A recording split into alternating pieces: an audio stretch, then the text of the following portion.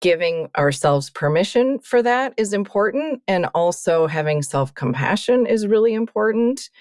And recognizing that if you take care of yourself, it is not selfish. Self-care is not selfish. It's a responsibility, and it will allow us to show up at our best for the people that are working for us.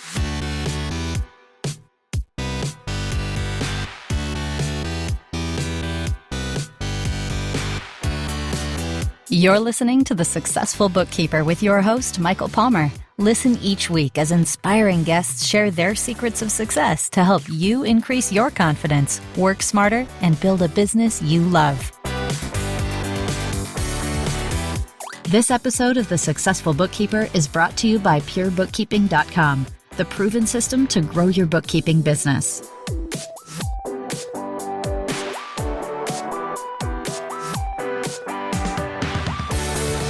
Welcome back to the Successful Bookkeeper Podcast. I'm your host, Michael Palmer, and today's show is going to be a great one.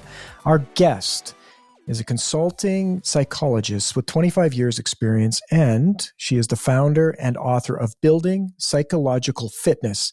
Dr. Karen Dahl, welcome to the show. Thank you for having me, Michael. It's great to have you, and I'm looking forward to this conversation. But before we get into it completely, please, Karen, tell us a little bit about you and your career journey leading up to this point. Sure. So my background as a psychologist is I went to graduate school, got my degree in clinical psychology, and knew that I wanted to work more in organizations and in a corporate setting. So became a consultant and did a lot of work doing leadership assessments and development, and then really moved into more coaching and identify as a workplace psychologist. So I've always been on the inside of organizations and promoting mental health and well-being. I just haven't really been able to call it that until the last few years. So in the last few years now, I'm a little more proactive about making sure that I'm identifying, as somebody that's promoting mental health at work and helping managers and leaders have these conversations and help create conditions for their employees to thrive and flourish. And what was it about the last couple of years that changed? Well, I think, the COVID has accelerated some of the conversations and the awareness of mental health, and we're making progress. We still have a ways to go, but I do think that more conversations are happening and some of these challenges are being addressed at work and being talked about at work in a way that is healthy. Prior to that, I think there still was a fair amount of stigma and people not wanting to talk about mental health stuff. And I used to get a question in coaching a lot where people would say, are we talking about my home self or my work self? And my response was usually, well, you're the same self. So I think there's a little more openness to talking about whole person development in the workplace. Very interesting. And I guess because of the pandemic and everything that happened with that is accelerated definitely the need. What are some things that you've noticed in your own career through the pandemic and now into post-pandemic? Well, I'm sure you've heard the term VUCA. Used to describe. So the acronym stands for, it's used to describe kind of the state of the workplace as we know it now. And what it stands for is volatile, uncertain, complex, and ambiguous. Wow. And so all of the disruption and change and uncertainty that we've experienced in our communities and in our societies and in the world, even outside of work, has been very disruptive, and all that change is impacting the way that we live. How we're getting to work, where we're going to work, how we relate to one another. It's impacting really all areas of life, and so people, I think, have really felt that. I think they've really felt the struggle, and that was one of the things that was very pronounced to me at the beginning of COVID. talking with people during coaching sessions, hearing hour after hour after hour about how people really were struggling and exhausted and motivated and languishing, and really feeling like they're the only one. And that's what I found. That's what I find hopeful now and today, and hopefully more of this in the future, is that people don't need to go through this alone, and we're all in it together, and we all have our struggle. It's just very easy to look online or look at social media and make assumptions that everybody else is thriving and has it all figured out, and why am I the only one struggling? So that's really what I've noticed, is that there is still kind of this universal sentiment of people feeling alone and isolated. Mm. Yeah, definitely can relate to that. It's been an interesting couple of years, and it just seems to be accelerating in the interesting department, it seems. But when it comes to the workplace, and our listener, many of them they run their own workplace and have staff. What do you see as being kind of the mistakes that they would be making when it comes to their team and workplace mental health?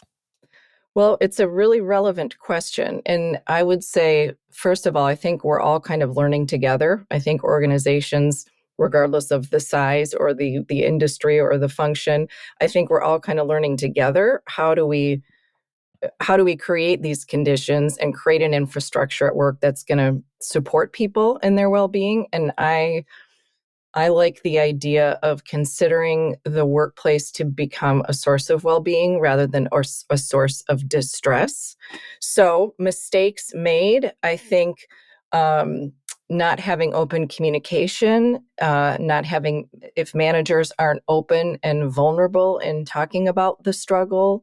I think a really big contributor to burnout is demand capacity imbalance, and being really proactive about having checks and balances in place for workload. And everyone's kind of running lean right now. So these are challenges I think everyone is having in the workforce, and overwork is prevalent and prominent.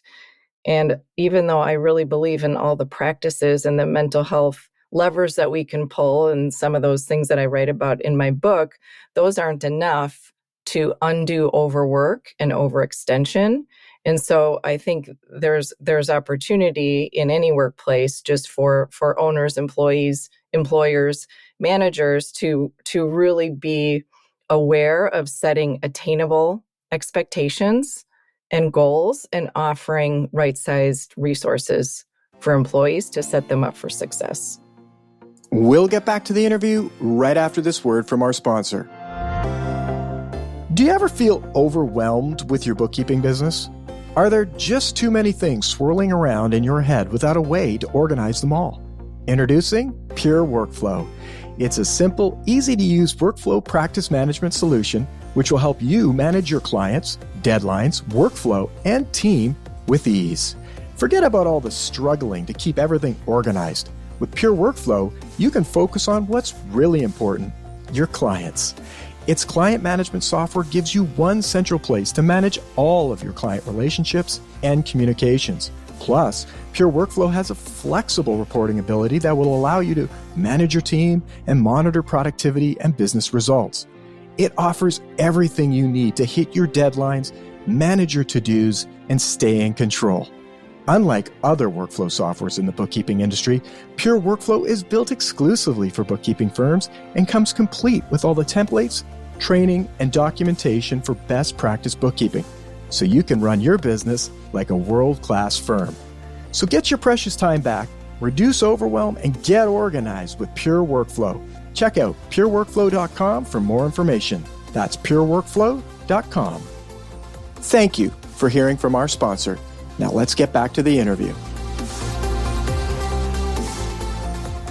Absolutely. I mean, it's a challenge because the business owner, I guess, we would have to talk a little bit about the business owner's own mental health as well. Because if we're thinking a small business, there's often a lack of resources for money and people and time. And yet, in order to have that business thrive and be a great place for those, few employees that work in this business, this has to be a conversation and it has to be figured out. Otherwise, those people won't thrive. They won't thrive, and they may leave or have issues. But when it comes to the business owner and their own mental health, what have you seen, or have you worked with small business owners that it's kind of like stacks up on their shoulders? It might feel like we just talked about how people feel like they're alone. Well, if you're alone and you're the business owner, it could be a pretty lonely place. Well, absolutely. And it's a really good point. I think everything has to start and stop with us being able to manage our own mental health. So it's like drowning people can't save other drowning people. So that's just a really important thing to reiterate. And business owners do experience a lot of pressure. One message that I try to reinforce is just the idea of shared accountability in all of this, that my job is to manage my own mental health. Your job is to manage yours. Employers are there to establish systems and a structure that is going to be health promoting. Managers are responsible for, again, creating conditions that will set people up for success. But it does all start and stop with us being able to manage our own mental health. So giving ourselves permission for that is important. And also having self-compassion is really important. And recognizing that if you take care of yourself, it is not selfish. Self-care is not selfish. It's a responsibility, and it will allow us to show up at our best for the people that are working for us. It's really well said. And I love the way you just framed it. I mean, that could go on the wall. I'm responsible for me. You're responsible for you. We're in this together. Business owner's job, and manager or business owner, and the managers within create the systems and process and the environment that is a good place for all of these people to work. And it's pretty simple when you lay it out that way, and a great reminder of what the role that everybody's playing in that. Now, self-care, you mentioned your book. Tell us a little bit about the book, and what has someone pick up this book, and what can they get out of reading Building Psychological Fitness? Yes, well, so a lot of people are referring to it as a resource book. And so my intention with writing the book, so the book is Building Psychological Fitness, and the subtitle is How High Performers Achieve with Ease. And really what it is a lot of research and scientific data to support ways that we can engage in practices that will enhance our well-being and our mental health. And a lot of the people that I work with, I'm sure like your audience, they're high-achieving professionals with demanding lives and a lot of irons in the fire and a lot going on. And managing all of that stress and the competing demands is really a challenge. So I tried to make it an accessible, practical resource. No matter how much you know about psychology or how much you know about mental health, it should be able to meet everybody where they are. And I tried to present data and research to promote some of these ideas and practices and changes that people can make. And then I also tried to really boil it down to very key, succinct points. So throughout the book, there are sections that will literally say, okay, here's just a key point. If you don't want to read the research and you don't want to read this whole chapter, here's a summary in 1 to 2 lines. And then here's a challenge and a takeaway for something you can actually apply and try right now. Sounds like this would be a good book for someone who's interested in self-care. Yes, and I think it's a good book for anybody, because who doesn't want to enhance their mental health and their well-being?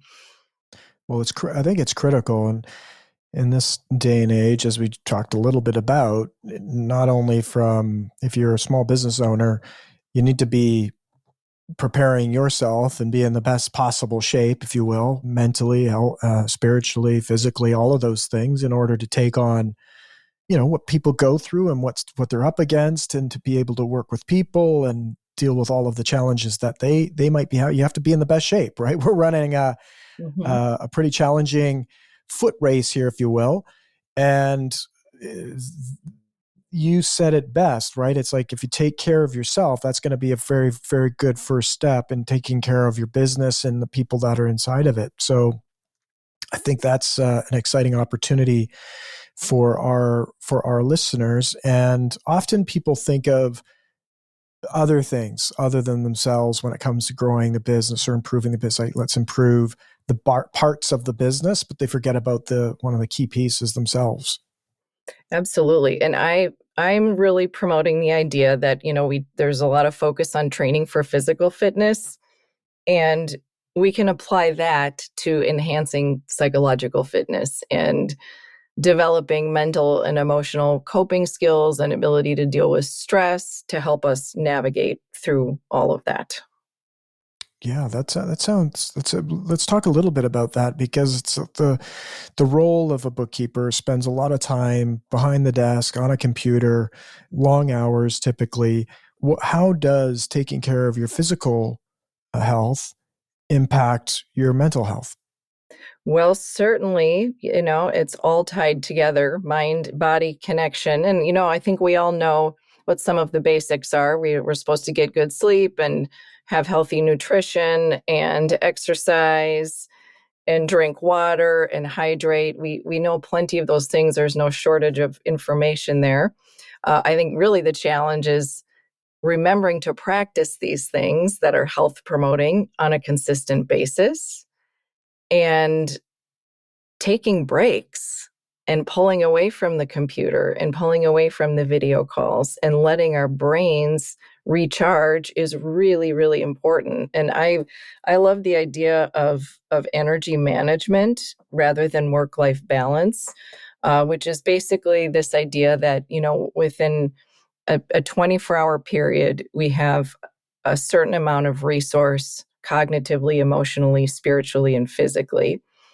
And we have human limitations such that, once one of those resource areas are depleted, we need to replenish and recharge. So physical energy is, the most obvious example. If I exert myself physically, my body tells me and sends me signals that you need to rest and recover. And we know that we cannot survive without that. If we don't sleep, we would literally die. Yet the cognitive and some of the emotional energy and exertion, we don't tend to necessarily as well. So if we think of elite athletes, tend to have this idea of energy management down, where they're managing their minds and bodies a little more effectively. So they treat their rest and recovery time just as important as their strongest, hardest workout, because they know that it's critical to peak performance. So if we think of corporate athletes, we don't tend to be as consistent in attending to those patterns and listening to the signals of when we're overworking. But our brains, just like our bodies, do also need breaks to function optimally. Yeah, I just had a podcast interview with a guest who was in a very stressful work environment, worked really, really long hours, was burning the candle at both ends, and something happened in the business where the job ended. I think it was a sale or something like that. And she got really sick because she took a break, and it was like, okay, I'm going to go from this to something else. And for 2 weeks, she had 2 weeks, and that whole 2 weeks she shut down physically. And so if you don't take care of yourself, I hear this time and time again, the body will force it, if you will, or make you really, really sick. Absolutely. And that's where, the power of prevention and trying to get ahead of it is so important for mental and physical health, because if we don't make time for it now, we will feel the ill effects of it. And then our bodies sometimes send us signals that, now I'm going to force you to make time for it, through illness and other conditions. So it's very powerful. So there are things we can do. There are practices that we can put in place to help buffer against the stressors and whatnot from being a business owner.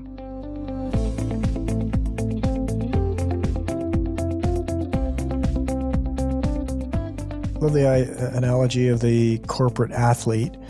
And when you were talking about it, I thought, many people in the workplace, like the athlete works really hard, takes a break, eats well, takes care of their body, like you said. But the corporate athlete is just full on redlining it until the car just stops. Mm-hmm. What are some ways that people, like you mentioned breaks, but are there other practices that our listener could take on today that would put the car in a lower gear or a better gear, I guess we could say, whether it's a high gear or low gear, I don't know, but in a more healthy gear? What would be some ways they could do that?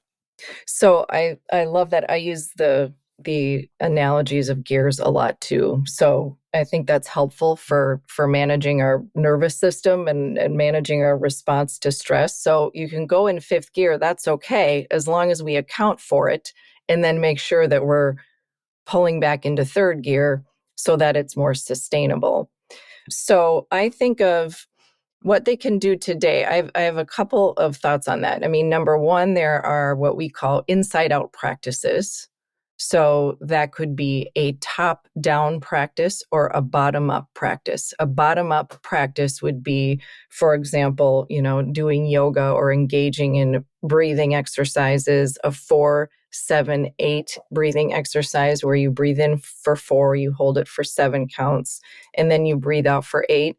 That is just a very accessible, quick way that people can cultivate calm if they're feeling agitated or restless or anxious or highly charged and they're having trouble getting back to that restorative state. Physical exercise is also something really helpful. Top-down practices would be looking at cognitive reframing exercises and understanding that how we see things is we all have filters and ways in which we interpret things in the world. And sometimes those filters can get distorted in a maladaptive way. And so kind of cleaning out our thought hygiene and evaluating our thinking so that it is health promoting can be helpful. I love any sort of self-compassion practice, which is maybe simply if you're feeling weighed down by all the shoulds, or I should do this, I should have been more productive, I should have gotten this done. I think a lot of people struggle with that. To hit pause and ask yourself instead, hey, what would I tell a friend right now? And getting in that just can help us get into a little more generative state of mind. And I also think it's really important for us to remember just the power of connection. And this is something for, your small business owners. They may not have a whole lot of resource or a big budget for some of this stuff, but everybody can create a culture of compassion and connection with people and healthy relationships. That this is shown to be the strongest predictor of well-being and longevity. And that's accessible to all of us every day. And it can be contagious. Yeah. So whether it's appreciating people more, appreciation appreciates, it can be contagious. We can pick it up. Acts of kindness are contagious.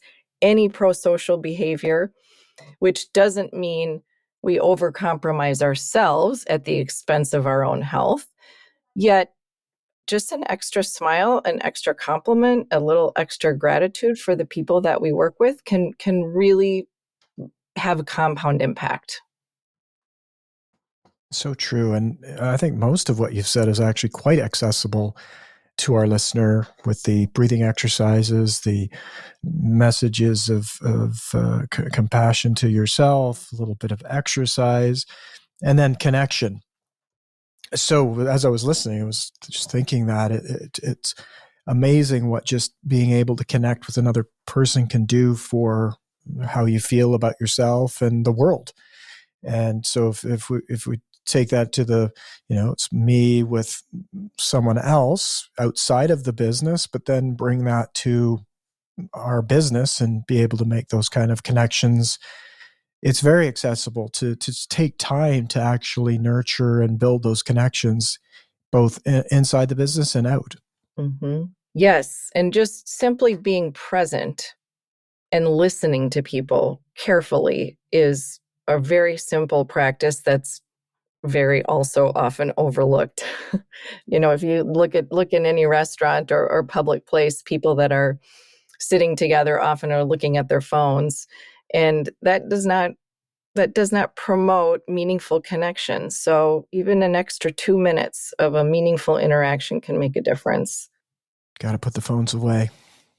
Yeah. And as we're talking about just all of this, the mental health at work, I always feel like organizations and employers have a responsibility to tend to this, yet they aren't therapists. They aren't there to fix people. That is not their job. Their job is just to create healthy work conditions. And so I just hope that, your audience can take that to heart and know that, it's not their job to fix everyone's problems, and you're not expected to be an expert in mental health and well-being just because you have employees. But if we look at this as, accompaniment, like we're all in this together, we're all kind of walking alongside one another, getting through this difficult time, I think that can be really powerful too. Absolutely. Absolutely. And like anything, the more you educate yourself about a particular topic, the more confident you can be dealing with anything that happens within that topic. And so it sounds like your book would provide both a resource for people to improve their own psychological fitness, but as well educate them and in terms of the just overall mental health and how it might apply inside their business. Yes, and there's even research to show that simply learning about well-being and mental health in and of itself can help enhance our mental health. So there's still work in the practice. We certainly still have to apply it, but that psychoeducation is a helpful tool. Absolutely. I think, yes, I just was thinking about a book that I was reading and have many times read different books on self-care, and just it's amazing what you learn from hearing about the stories of other people, what they've gone through, how they've dealt with them, and gets back right to that one, how you started the conversation. People feel like they're alone often when they're going through something, but when you're reading a book and hearing the stories and detail about how other people are going through these things, right there, it's like that's something you can do on your own with a book and open up your knowledge, but also feel like you're not alone. Absolutely. Well, and I study this stuff every day, and I still need reminders every day of how to get back to center and remember to cultivate calm and reach out to people and all the things. So the book is really intended to just be like, here's a menu of options. Here are some ingredients. You pick what is going to be the most helpful for you to apply in your own life and kind of create your own recipe to enhance your own mental health, no matter where you are on that mental health continuum.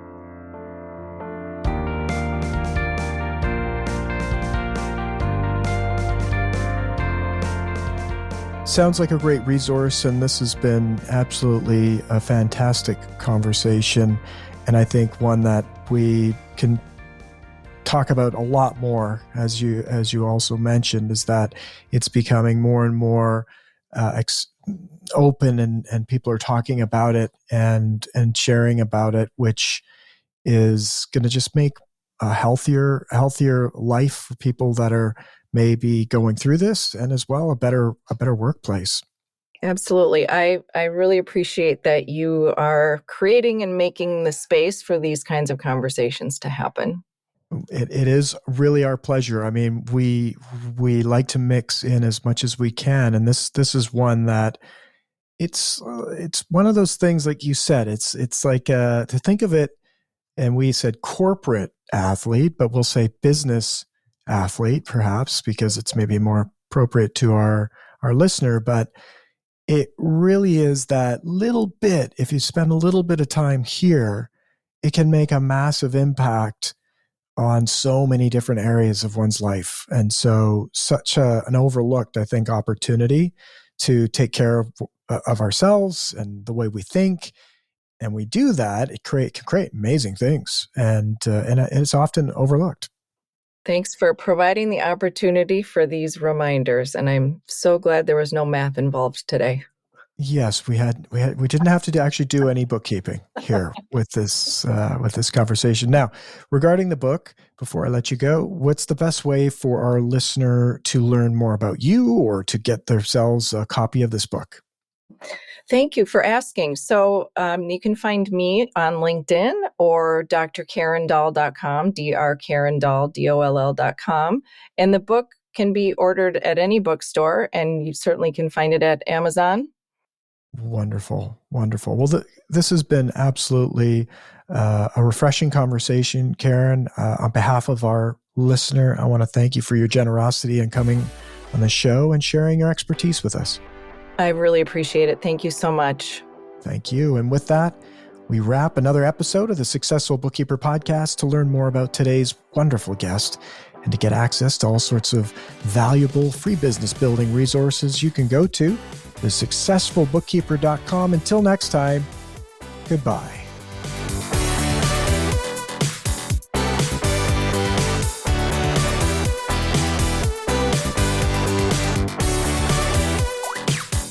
You've been listening to The Successful Bookkeeper with Michael Palmer.